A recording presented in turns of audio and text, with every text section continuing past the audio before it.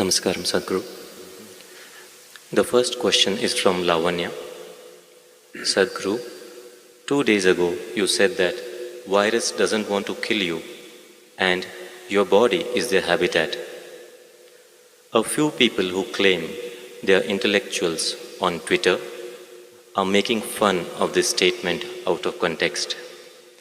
Can you clarify, is this really true that virus doesn't want to cause death? Well, except human beings, no other creature wants to destroy its habitat. It's only human beings who are known to do that. So they also don't do it by intent, unconsciously they do it. Similarly, virus also does it unconsciously. It wants to live in you, but it overdoes its act and you and me might die. Well, I must tell you this. I was 17 years of age. By then, I had measles, I had typhoid and relapse. I had smallpox, I have proof on my nose. All kinds of things, anything and everything young children or boys can get. But through all this, it never really put me down. Even when I had typhoid relapse, running high temperature, I was still playing games and doing things where the only advantage was you didn't have to go to school. So I liked these things, whatever they called it, I really liked it because you didn't have to go to school, you were officially bunking. But when I was 17, I got a cholera. But I saw this damn thing. Within 2 hours after I realized I have this, it just knocked me down cold. Well, I'm like almost unconscious. I hear my mother, my grandmother all crying, oh, we lost the boy, we lost the boy. And my grandmother is feeling my nose, my God, the nose has gone cold, he's finished. Everybody's crying and my father is like, he's a doctor, he's trying to do whatever he can. Then 2 more doctors came and really I was just passing out completely, just within 2 hours. But by next day evening I sat up.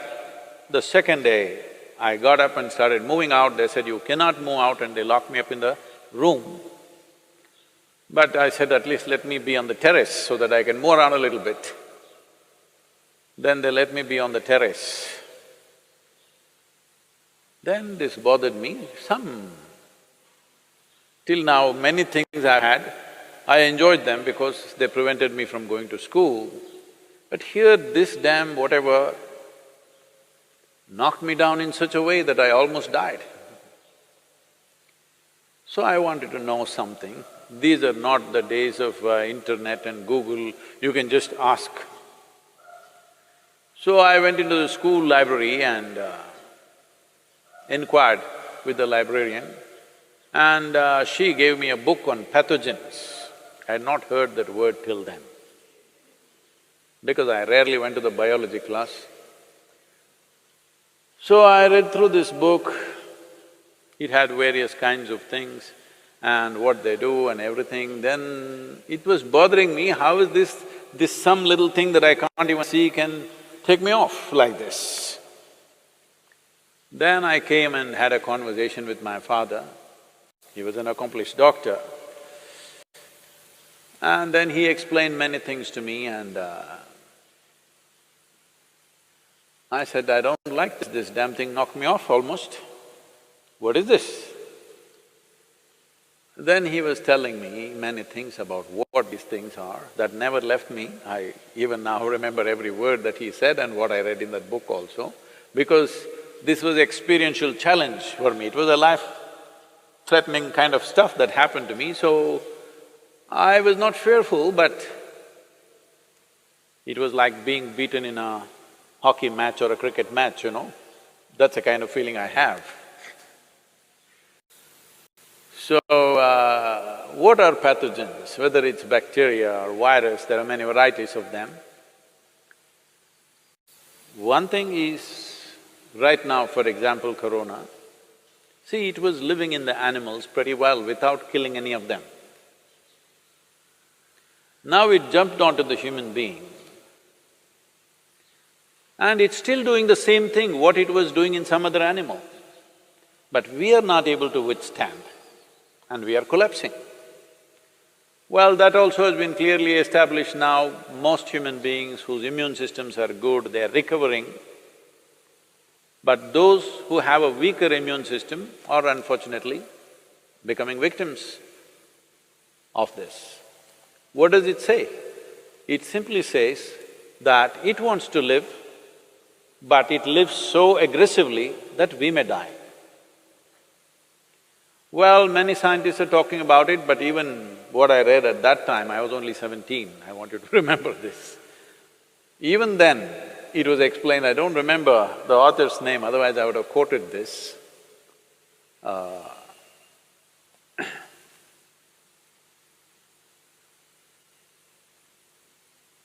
Even then, they clearly explained that most of the viruses and bacteria which enter us, who are within us right now, who are in many ways assisting our life process, not harming us, they were at one time could have been very harmful, but they understand if they live like that, they will destroy their own habitat. So they will mutate into something milder over a period of time and then learn to live with us.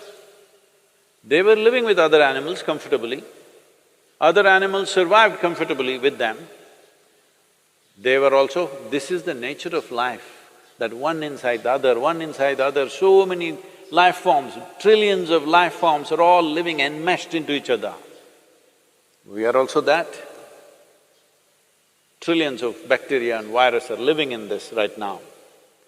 But, like for example, if you do a Manto's test, Indians I'm saying, because right now, in the last 3-4 weeks we are looking who is a foreigner, who is an Indian, not because of any racial discrimination, we want to know where they came from. Did they come from Italy or China, where did they come from? See, now Italy is ahead of China.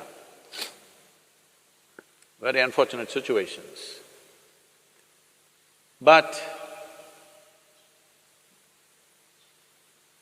these… like for example, if you do Manto's test for Indians, almost all of us will fail Manto's test. Manto's test is for tuberculosis bacteria. Almost all Indians will fail this test because all of us have substantial amount of tuberculosis bacteria in us, but we don't have tuberculosis as a disease. Well, so they came up with another name, they're calling it primary complex or whatever else that happens in children, but that shows some symptoms. All of us have this bacteria, we will fail the Manto's test, but we have no symptoms of tuberculosis in us because we have learned to live with them, they have learned to live with us. They know if they live too aggressively as we are living on this planet right now, they know they will lose their habitat. So they will mutate themselves to be milder life. So this is not some new rocket science, it's always been there, at least in the last 100 years it's been there. So, these people who claim to be intellectuals, well, it looks like they didn't even go to their pre-university because I was in my pre-university at that time when I read this. It was part of our library, so it must have been probably in the textbook also, but I didn't read the textbook. Maybe these intellectuals did not even get to their pre-university. They think the qualification to be on Twitter is that they must have a bird brain. They think that's a qualification to tweet. Well, it's unfortunate, at a time like this, when there is an imminent disaster waiting ahead of us, for the nation, for the world, to a point where countries are putting out their armed forces against their own people right now. You need to understand how serious that is. How serious is it that entire United States Army is out there to prevent their people from coming on the street. Indian police is out there on the streets, aggressively enforcing it. That's because they realize how serious a matter it is. But even at a time like this, these people cannot stand up and do something useful and positive for somebody around them. All they do is just this rubbish. They think they got a doctorate or they became doctors on the Twitter. Avian doctors at least they should become. Well, it's very unfortunate, there is a segment of population which doesn't care what happens to people around them, which doesn't care what happens to the nation, it doesn't care what happens to the rest of the humanity. All they have is their own vitriol, spilling poison all the time.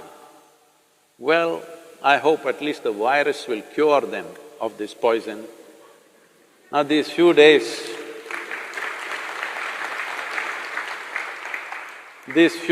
of being with themselves, I hope they stand up and do something useful. Please do something, whoever you are, I don't know who they are, whoever you are who's talking this rubbish, please do something useful. What is this problem? I know what is your problem. I don't want to address that now. Right now, there is an imminent disaster. If we do not handle this situation right, we are heading for a major disaster where millions of lives could just get wiped out. When such a situation is there, all you can do is this. When I said this is not the time to go about criticizing our healthcare system or our health ministry, this is not the time. This is the time everybody stands up and does something, whatever little positive things we can do in our lives. Because this is not ordinary time. As a generation of people, we have never faced this kind of a situation. Let people understand this. We have never ever faced this kind of a situation. This is a bigger emergency than the wars you have had in your countries. This is a bigger emergency than anything that you have known. It can pass off without too much disaster if we behave responsibly and do the necessary positive action. This is what I request them also. It doesn't matter even if the size of their brain is that of a bird. Even birds can contribute, I'm saying.